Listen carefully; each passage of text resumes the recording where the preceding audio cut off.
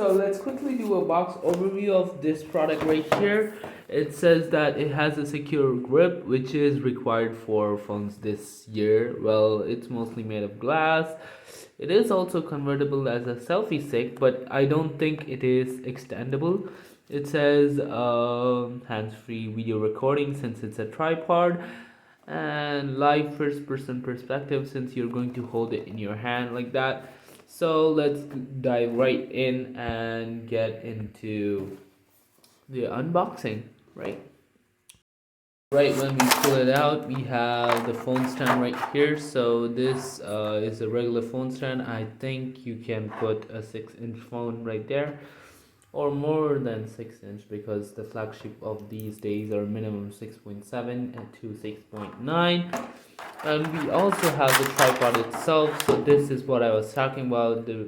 We have already unboxed a product like this in the channel before. There we go. So that is what we unboxed previously, and the fun fact is we bought the product both the times on Walmart, so you can go ahead and buy it for yourself. I'll also link the other video down in the description box below. Thanks for watching and have a nice day, guys.